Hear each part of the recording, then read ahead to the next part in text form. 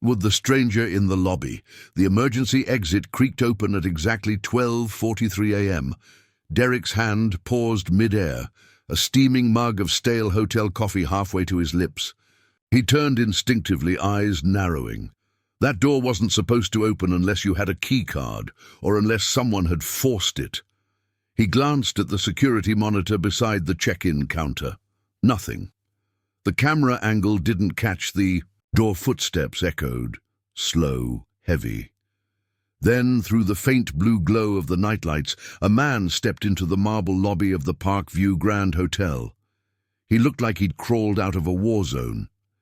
The man's coat hung off him in shreds, water dripping from the sleeves. His boots were crusted with mud and nearly falling apart at the seams. His beard was thick, overgrown, his eyes sunken but sharp. He was carrying a green duffel bag that looked like it had once belonged to the army. Derek stood up slowly, heart thudding. "Sir, you're not allowed in here." The man didn't stop walking until he reached the center of the lobby. Then, as if something inside him gave out, he dropped to his knees.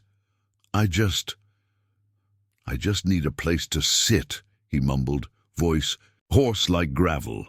"Just a chair, and I'll be gone before morning." Derek hesitated. Hotel policy was strict. No unauthorized persons, no exceptions. Even helping someone find their lost keys without clearing it through management could get you written up. But something about this man. He didn't look drunk. He didn't look dangerous. He looked broken. "I can't let you stay out here in the lobby," Derek said carefully. "Cameras everywhere." The man blinked. His lips barely moved. "I'll leave." "No," Derek said quickly, lowering his voice. He looked over his shoulder.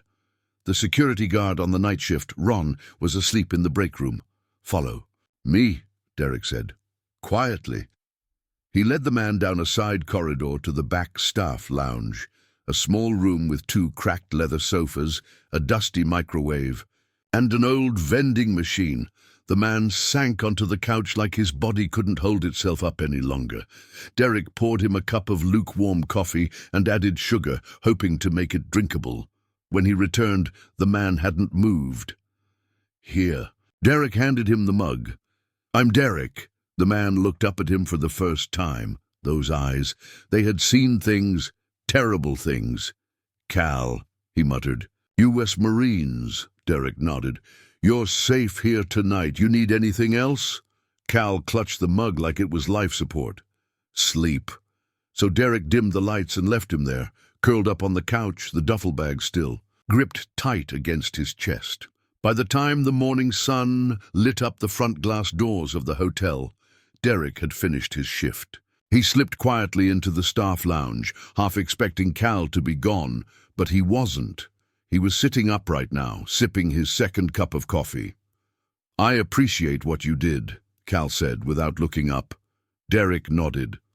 "Everyone deserves one good night of peace. You might pay for it." "I've paid worse," Derek said softly, then smiled. "It's just a job." Cal studied him, then stood slowly. "Then I hope you get something better in return." And just like that he walked out, shoulders straighter, steps more firm than they'd been hours earlier. Derek didn't expect to ever see him again. At exactly 8:07 a.m. the phone rang at the front desk. Derek Wallace. "Report to Mr. Simmons' office immediately." Derek's stomach dropped. He knew that tone. He walked into the manager's office, where Mr. Simmons sat like a trial judge behind his large mahogany desk. "Sit," Simmons said. He didn't. Look up from the printed security footage in his hand. "You know why you're here?" "I let someone stay in the staff lounge last night," Derek said honestly. He was a veteran, had nowhere to go. Simmons's eyes snapped up. "You think that's your call to make?" Derek stayed quiet. "We reviewed the footage," Simmons said, tossing photos across the desk. "You bypassed protocol. Brought in a stranger, no ID, no authorization. You compromised hotel security." He was freezing outside. "You're fired," Simmons said flatly. "Clear your locker by noon." It didn't feel real. Derek sat there for a full 10 seconds before standing. "I understand," he said quietly, But as he turned to leave, Simmons added coldly, "Kindness without judgment is still negligence, Derek." By noon, Derek was standing outside the Park View Grand Hotel with a cardboard box in his hands and humiliation simmering in his chest. He'd been a model employee, never missed a shift, never asked for favors. All it took was one act of compassion to erase 3 years of loyalty. He sat on the bench across from the hotel, watching the revolving doors spin strangers in and out of a life he no longer belonged to. That's when he saw the black SUV. It pulled up right in front of the hotel entrance, sleek and polished, the kind of vehicle driven by people who never had to worry about losing jobs. The back door opened, and out stepped Cal. Only this time, he wasn't in tattered boots or a wet military jacket. He was in a navy blue suit, tailored and clean. His beard was trimmed, hair slicked back. He looked powerful. Derek stared, stunned. He stood up, unsure if it was really him. Cal spotted him immediately. His face broke into a small, knowing smile. He walked over like he had every right to be there. "You look like someone who just got fired," Cal said. "I did," Derek said, blinking. "What the hell is going on?" "Come with me," Cal said. "I couldn't tell you last night, but now I can." He opened the back door of the SUV. "Let's talk." The ride was silent for a few blocks. Derek had a million questions, but his mind hadn't caught up yet. Cal finally spoke. "Last night was a test." "A test?" "I run a private foundation," Cal said. "We fund projects to help veterans, real help, not just Band-Aids. We're expanding, building new leadership. I've been trying to find someone honest, someone who doesn't look the other way." "You passed." "You faked being homeless?" Derek asked, still trying to process. "No," Cal said. "I was homeless. 2 years ago, everything collapsed. I've worked my way back, and I promised myself I'd never hire anyone who wouldn't have helped me back then. That's why I test people in person." Derek stared at him. "I lost my job because I helped you." Cal looked him in the eye. "And now I'm offering you a better one." Cliffhanger Derek is left with a choice. Step into the unknown with a man he barely knows, or go back to a life that just threw him out for doing the right thing. What exactly is Cal's real motive? Why him? And what really happened during those missing years of Cal's life? The invitation that changed everything. Derek hesitated, one hand on the door handle of the black SUV, his box of belongings still tucked under his arm. "You're offering me a job?" he repeated. Cal nodded. "Not just a job, a purpose, something that'll make what happened today look like the best mistake of your life." The street noise buzzed around them, but Derek barely heard it. His mind flashed back to Simmons' cold expression, the printed security footage, and the finality of the word fired. "What kind of job?" Derek asked, still not stepping. Inside, Cal leaned back in his seat. "Come to the office. You'll meet my team. You'll hear everything. If it's not for you, no hard feelings. I'll make sure your rent is covered for the next 6 months either way." "Why me?" "Because you gave a damn when no one else would." Derek looked down at his worn-out shoes, then at the hotel doors where he used to belong. That world had tossed him aside without hesitation. Maybe it was time to walk away from it for good. He climbed into the SUV. They drove for nearly 20 minutes, crossing from the city's glittering center into quieter, older neighborhoods. The buildings got smaller, humbler, red brick warehouses, and shuttered shops gave way to rows of modest offices and converted lofts. They pulled up to an unmarked gray building with tall windows and a single black door. "This is it?" Derek asked. Cal smiled. "The outside doesn't matter. What happens inside does." He led Derek through the front entrance and into a surprisingly modern lobby. The floors were polished concrete. A glass staircase spiraled upward, and the air smelled faintly of cedar. A woman at the front desk greeted them with a warm smile. "Mr. Calton," she said. "They're waiting upstairs." Derek's eyebrows shot up. "Calton? That wasn't the name he'd given before. "Wait," Derek said as they stepped into the elevator. "Your name's not Cal?" "It's Caleb Thornton," he said calmly. "I haven't used that name in a while. Had to disappear for a bit. Personal reasons. You'll understand soon." The elevator dinged. They stepped into a long hallway, lined with doors. Caleb stopped at the last one and opened it. Inside was a spacious conference room with a glass table, a whiteboard, and 4 people already seated. 2 women in business attire, 1 middle-aged man with military posture, and a younger guy typing rapidly on a laptop. Caleb gestured. "Everyone, this is Derek Wallace. The reason we're all sitting here today." The room quieted. All eyes turned to Derek. He cleared his throat. "I think I'm missing a lot of context." "You will get it now," said the older man, standing and extending a firm hand. "I'm Major Philip Rains, retired. We don't work for the government, not anymore. But we do fight the battles they won't touch." Derek blinked. "I thought this was a charity." "It is," one of the women said. "But we don't just hand out sleeping bags. We intervene. We expose abuse, fraud, corruption in VA hospitals, private shelters that mistreat vets, landlords who take their money and toss them out.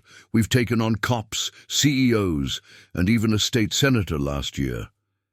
The second woman added, "We're not vigilantes. We use the law, but we know how to dig, and we know how to survive the blowback." Caleb leaned against the wall, arms crossed. "And now we want to grow. We need someone who sees what others ignore, someone who understands people." "Me," Derek said, stunned. "I was a hotel clerk." "No," Caleb corrected. "You're someone who chose empathy over policy. That's rare. That's what we build from." The younger man at the laptop swiveled around. "We've already done a full background check. Clean record. Grew up in North Carolina. Degree in communications. Dropped out to support your mom during her cancer treatment.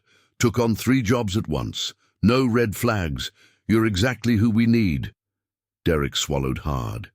This felt surreal, like he'd stumbled into a movie. "Okay," he said slowly. "Say I'm interested. What exactly would I be doing?" Caleb explained everything. The foundation, officially called Valor and Hope, was a privately funded non-profit with deep roots in advocacy and investigative outreach. They helped veterans in crisis by combining legal support, social reintegration programs, and behind-the-scenes interventions. But recently, something darker had entered their radar. Veterans were disappearing, 3 in the last 6 months. All from different states, all with minor criminal records, enough to make their cases easy to ignore. All with PTSD histories. One man was last seen at a private rehab facility funded by a major pharmaceutical company. Another vanished after checking into a transitional shelter run by a church group with sealed financial records. Zasekeyu. Third, he'd called their foundation hotline, left a chilling voicemail about someone following him, and was never heard from again. "We think someone's using vulnerable veterans," Caleb said. "Maybe for drug testing, maybe worse. We don't know yet." "And you want me to investigate?" "Not alone," the older man, Major Rains, said. "We work as teams. You'll assist. Listen, ask the right questions. Sometimes that's more powerful than any badge." Derek let the silence settle in. This was more than a job. This was a choice between everything he thought he knew about safety and a road filled with uncertainty. And yet, for the first time in years, something inside him stirred. Purpose. "I'm in," Derek said. The next few days were a blur of orientation, background reading and real training. They taught him how to recognize red flags in social service forms, how to interview veterans without triggering trauma, how to read between lines in police reports. By the end of the week, Derek had his own access badge, laptop, and a burner phone. Then came his first assignment. "His name's Marcus Trent," Caleb said during the morning briefing. "Ex-Marine, Served 2 tours in Afghanistan, got caught in a raid, diagnosed with PTSD and mild TBI, ended up bouncing between shelters in Texas and Colorado. He disappeared last week, one of the women added. Checked into a shelter outside Denver called Shepherd's House. Didn't check out. Their story? He left voluntarily, but his sister says he called her crying, said something was wrong, then nothing. And you want me to go there? Derek asked. Not alone, Caleb said. You'll be paired with Lila. Lila was one of the women Derek had met on day one. Smart, steady, late 30s, former journalist, now their field investigator. You pretend to be her assistant, Caleb said. She does the talking. You observe, you learn. The next morning, they flew to Denver.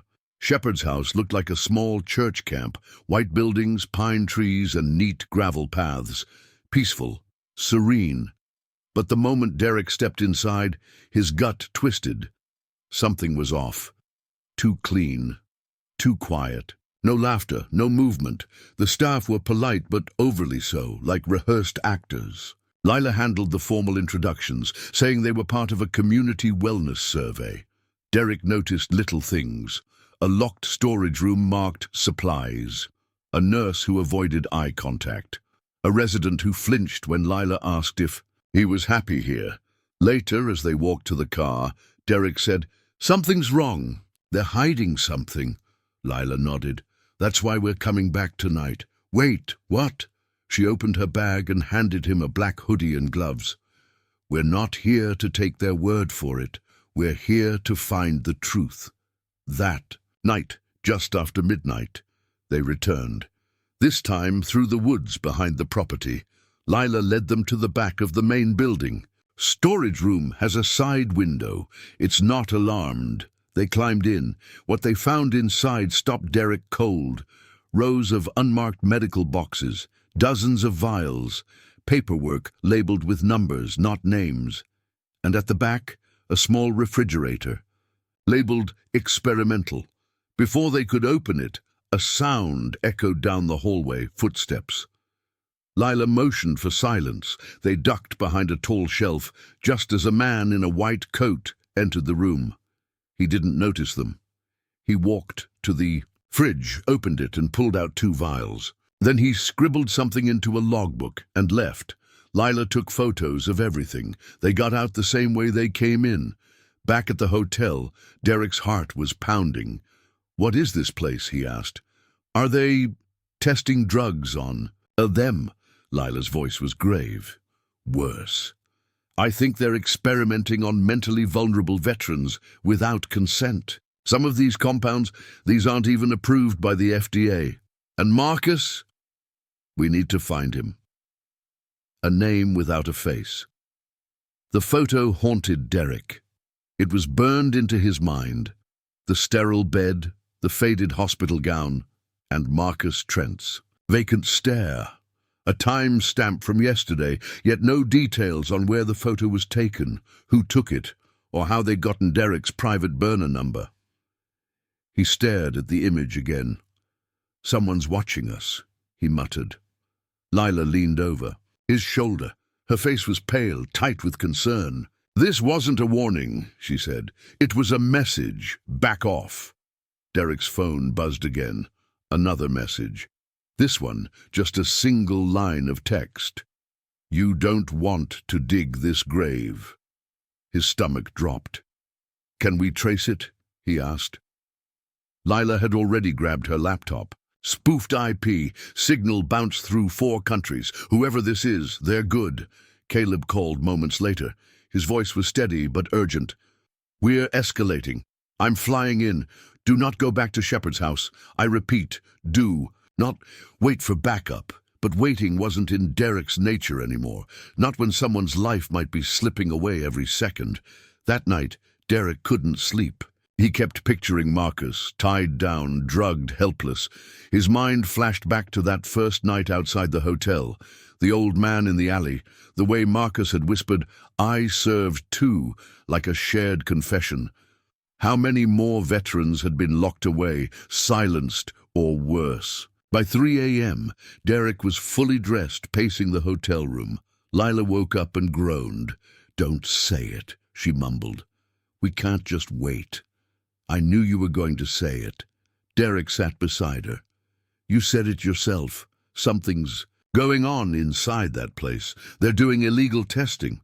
What if Marcus is the only living proof?" Lila rubbed her face. "We don't even know where that photo was taken." "We know it wasn't in the public part of the shelter," Derek said. "That leaves one possibility, the basement we weren't allowed to access." She sighed. "Even if that's true, we'd need a layout, a distraction. Cameras, we have a drone." Lila blinked. "You fly drones?" "No, but I read the manual last night." "Of course you did." At sunrise, they parked 3 blocks away from Shepard's house and launched the small drone from behind a row of pine trees. Derek controlled the device, while Lila monitored the feed. They circled the property twice. The back buildings were maintenance sheds and old dorms, but one side wing caught their attention. It had no windows, no signs, just a metal door with a keypad. "There," Lila pointed. "Zoom in." The infrared showed faint heat signatures. 4 bodies, maybe 5. One was strapped to a table. Another moved back and forth with precise mechanical steps. "Security," Lila muttered. They had just begun capturing stills when a light blinked red on the controller. Signal jammed. The drone dropped like a rock. Derek cursed. "They saw it." Lila grabbed his wrist. "Go now." They barely got out before 2 black SUVs pulled into the rear alley. Back at their hotel, Caleb was waiting. "You flew a drone over a criminal operation," he growled. "You just painted targets on your backs." "They already know who we are," Derek snapped. "They texted me." Lila stepped in. "We found something. There's a sealed part of the building, no access, at least 4 people inside, 1 restrained. It matches what we saw in the photo." Caleb rubbed his temple. "We need a warrant, and we need one fast. I'll reach out to our legal contact." "But they'll move Marcus before that happens," Derek said. "They know we're on to them." Caleb hesitated. "There might be a way, but it's dangerous." "Go on," Lila said. Caleb showed them a file. "This is Dr. Eliza Varnell, clinical psychologist. She runs a trauma program that's partnered with Shepard's house. Officially, she's been treating vets for over a decade. Unofficially, we think she's connected to a pharmaceutical company with a shady trial history. We've tried to investigate her before. She's always one step ahead." He slid over a badge and a clipboard. "She's holding a wellness seminar. Tomorrow, public, invite only. You 2 will attend under aliases. Ask the right questions. Distract her. I'll take care of the warrant." Lila frowned. "What's the risk?" Caleb didn't blink. "If she suspects anything, you might not walk out." The next afternoon, Derek and Lila arrived at a community center 10 miles from the shelter. The seminar was already packed. Dozens of attendees, many clearly veterans, sat in rows of folding chairs facing a projection screen. Dr. Varnell was everything Derek didn't expect. Late 40s, graceful, warm voice, perfect posture. She spoke like a TED speaker, weaving psychology with storytelling. "Our veterans don't just carry trauma, they carry purpose," she said, smiling. "And with the right program, we can activate that purpose." The crowd clapped. But behind her smile, Derek saw something else. Control, precision, calculation. During the Q&A, Lila raised her hand. "What kind of treatments do you offer for combat-related nightmares?" she asked. Dr. Varnell's eyes flicked toward her. "Just for a second. We use a combination of EMDR, group therapy, and our new neuroadaptive supplements. Natural, of course." Derek jumped in. "Do you test these on site?" "Sometimes," Varnell said. "Only with consent, always with oversight. Can we tour the facility?" There it was again. That flicker. "I'm afraid our treatment areas are strictly private." Another hand raised. An older veteran. "My brother stayed at Shepard's house," he said.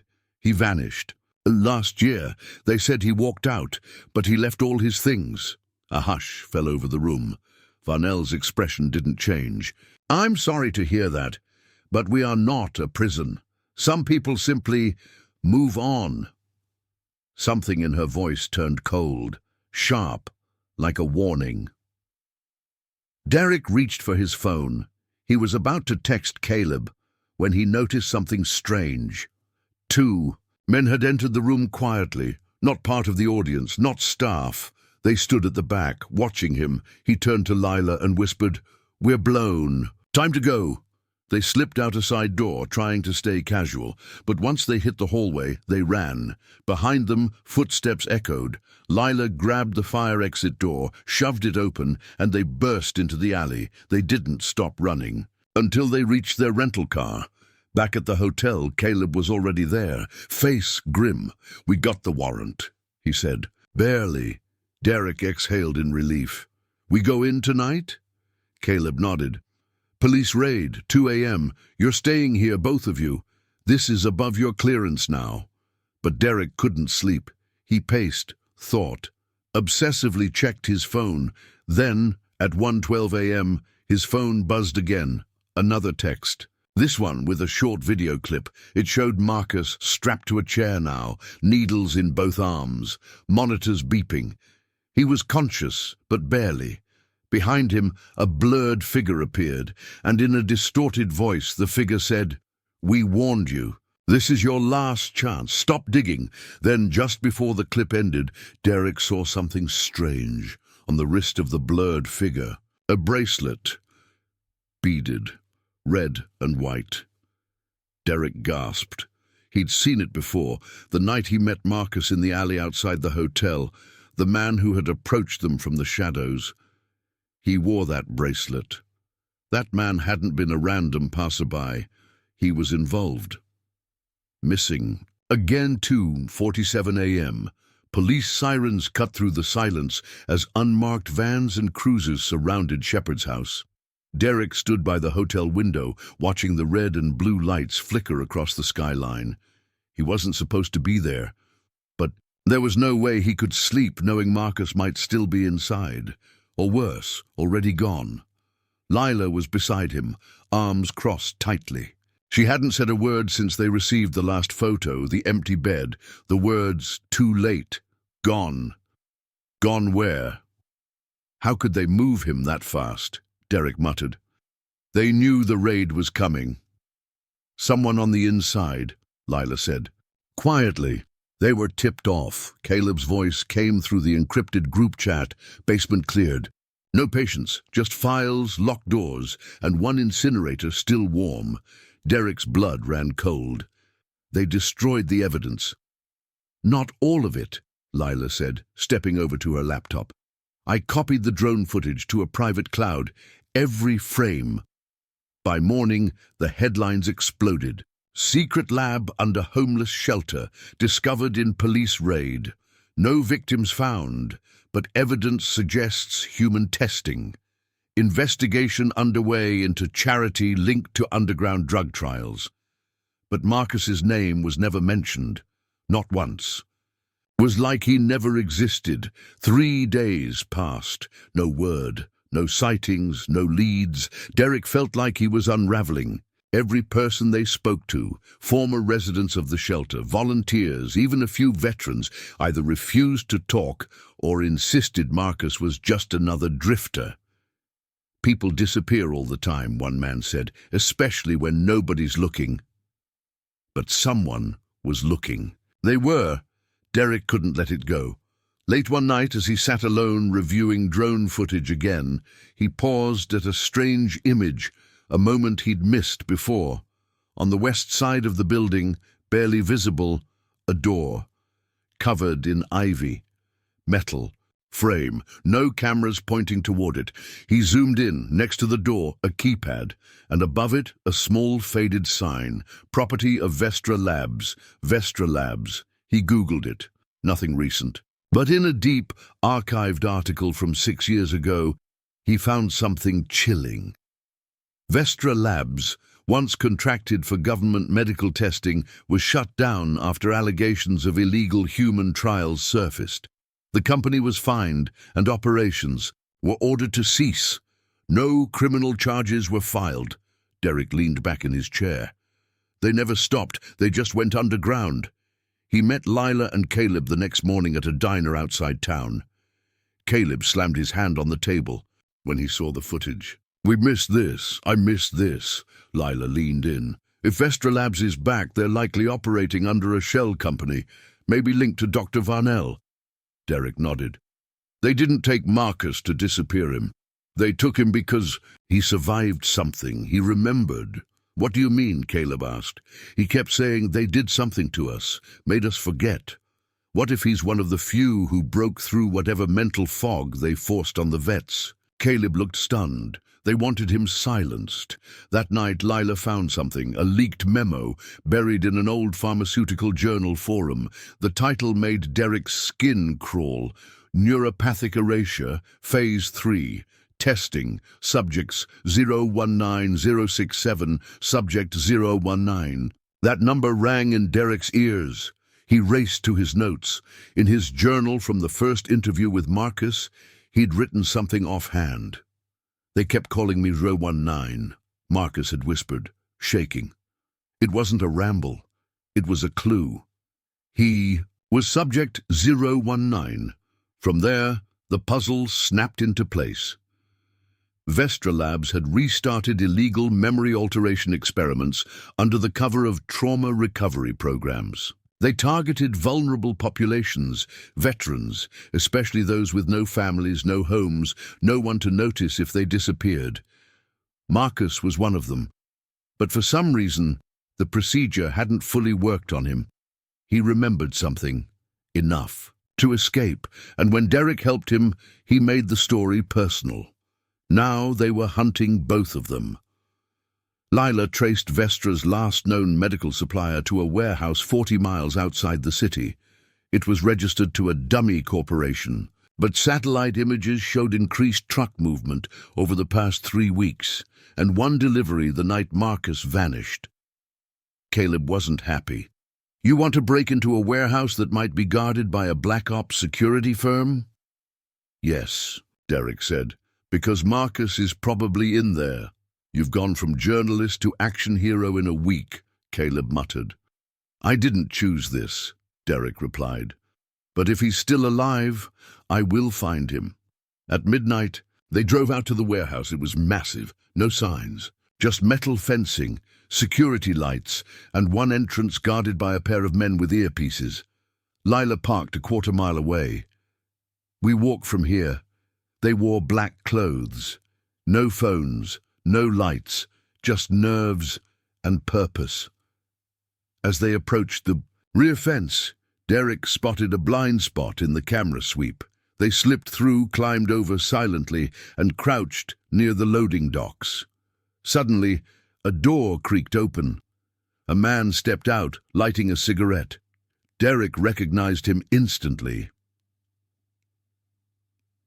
The bracelet, red and white beads, the same man from the alley, the same man from the distorted video.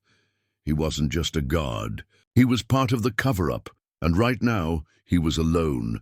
Derek lunged. They tackled him silently, zip-tied his hands and dragged him behind a container. Lila pressed a flashlight to his face. "Where is Subject 019? The man's eyes widened. "You don't know what you're asking. You shouldn't be here." Derek knelt.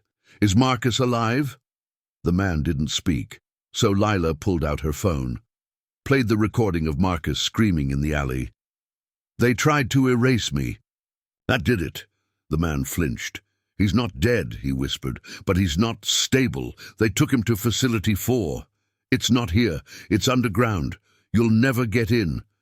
Derek's heart jumped. "Where's Facility 4? The man hesitated. "Old asylum, shuttered years ago. Vestra bought it last year under a different name." "Give me the location." "Don't. If you go there, they'll kill you too." Into the asylum. The sun had barely risen when Derek Leela and Caleb arrived at the outskirts of the old asylum. It was a hulking, decaying fortress, swallowed by overgrown weeds and rusted fences. The place was a graveyard of memories. Once a sanctuary for the mentally ill, now a sinister relic owned by the shadowy Vestra Labs.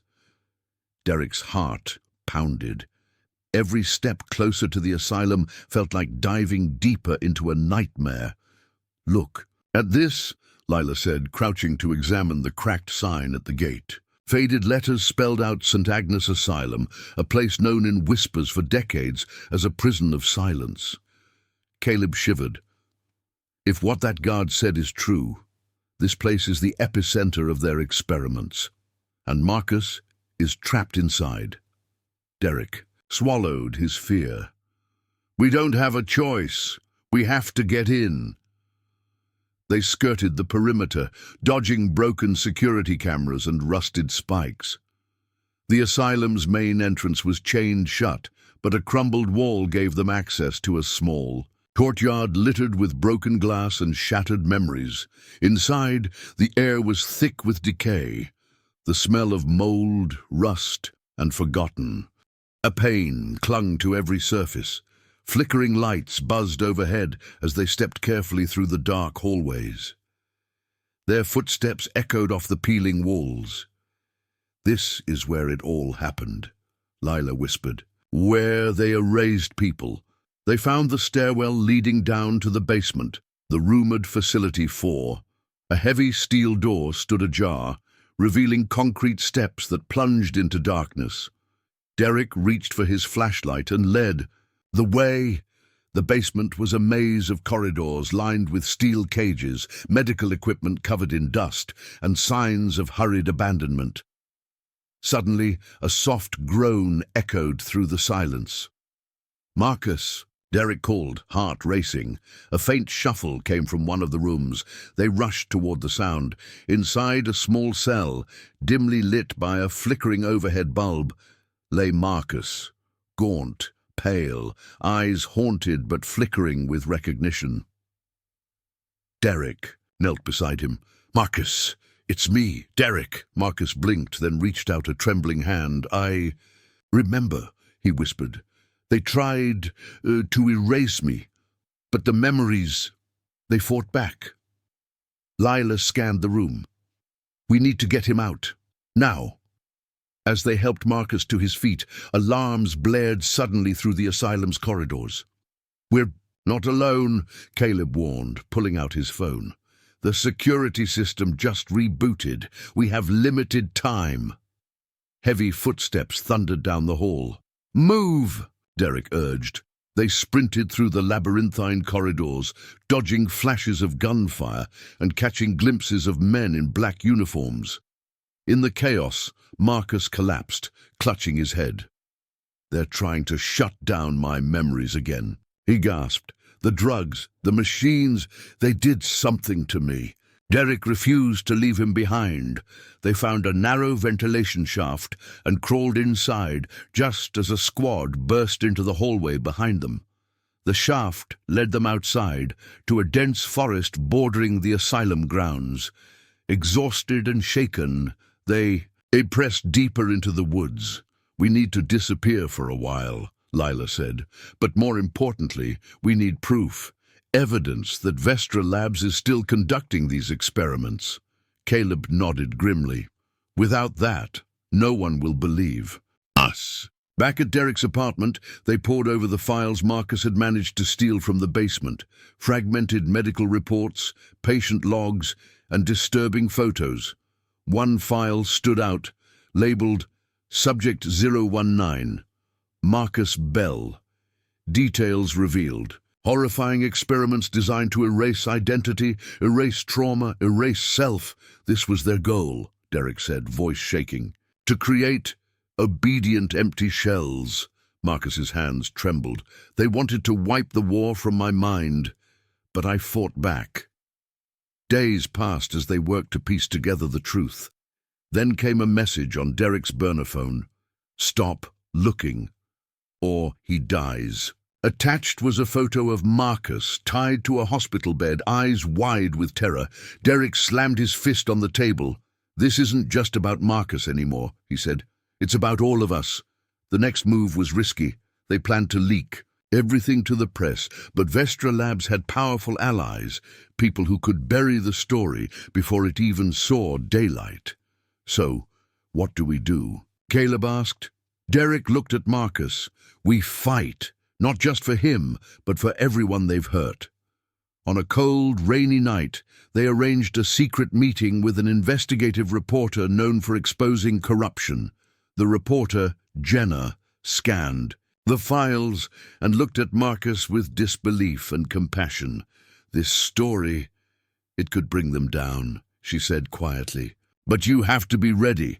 They won't go down without a fight." Derek nodded. "We're ready." But just as hope flickered, a shadow fell across their plans. The safe house was raided. Shots rang out. Derek barely escaped, dragging Marcus. Into the stormy night, Lila and Caleb were nowhere to be found. Cliffhanger Derek hid in the darkness, heart pounding as he dialed Lila's number, only to hear the voicemail click. He whispered into the rain, "Lila." "Caleb, don't let them win." But deep in the city, in a hidden Vestra facility, Lila and Caleb sat handcuffed, watched by cold eyes. The war was far from over. The reckoning rain hammered against the cracked window pane of the cold Vestra holding cell where Lila and Caleb were trapped. The sterile white walls offered no comfort, only the chilling reality that their lives and the lives of so many others hung in the balance. Lila's wrists ached from the rough cuffs. Caleb sat silently, jaw clenched, eyes burning with a desperate resolve. They had to hold on, for Derek, for Marcus, for every victim Vestra had tried to erase. Outside, footsteps echoed, heavy, deliberate, confident. The door swung open. A tall man in a tailored suit stepped inside. His smile was thin and sharp, like a blade hidden beneath silk. "Welcome back," he said smoothly. "I'm Dr. Reinhardt. You've been causing quite a stir." Lila glared. "You think locking us up will stop the truth?" Reinhardt chuckled. "Oh no, it's just to buy time." Meanwhile, Derek was moving fast, the rain soaked into his clothes, but fueling his determination. He had managed to escape the raid by sheer luck, and now every second counted. He called Jenna, the reporter, and gave her encrypted files. "You need to go public?" Derek urged. "Right now," Jenna's voice was steady. "I'm live in 5 minutes." Back in the holding cell, Lila forced herself to breathe steady, searching for an opening. Reinhardt paced. "You don't understand, do you? Vestra Labs is on the cutting edge of science. Yes, some mistakes were made. But the potential to erase pain, to cure trauma, it's revolutionary," Caleb spat. "You're monsters. You don't get to decide who lives with their past and who doesn't." Reinhardt stopped and fixed them with cold eyes. "That's why you're here. Because you threatened our secret." Suddenly alarms blared. Reinhardt cursed under his breath. Outside their cell, guards rushed in, dragging a wild-eyed Marcus. He was bruised but alive, eyes burning with fury. "I'm not done fighting," Marcus snarled. At that moment, the security monitors flickered. Jenna's broadcast had gone live. The screen in the control room showed the headline, "Vestra Labs' Dark Secrets, Illegal Experiments on Veterans Exposed." Public outrage exploded immediately. In the chaos, Derek, Lila, Caleb, and Marcus seized their moment. Derek jammed a guard with a stun device. Lila picked the lock with trembling hands. They sprinted through the hallways, alarms still wailing. Outside, a crowd had gathered, the media swarming the Vestra compound. Jenna was reporting live, capturing every desperate moment. "We won't be silenced," Derek shouted into a camera, his voice raw but powerful. "We are survivors, and this ends now." Dr. Reinhardt tried to flee, but was stopped by federal agents who had arrived after Jenna's exposé. The truth was out. Weeks later, Derek sat in a quiet cafe, Marcus beside him. The wounds were still fresh, physical and emotional. But healing had begun. Leela and Caleb were safe, working with advocates to help other survivors. Derek's phone buzzed. A message from Jenna read, "Your story changed everything. Thank you for your courage." Derek smiled faintly. He looked out the window, thinking of all they had lost and all they had gained. Sometimes, losing everything was the only way to find who you really were. The end.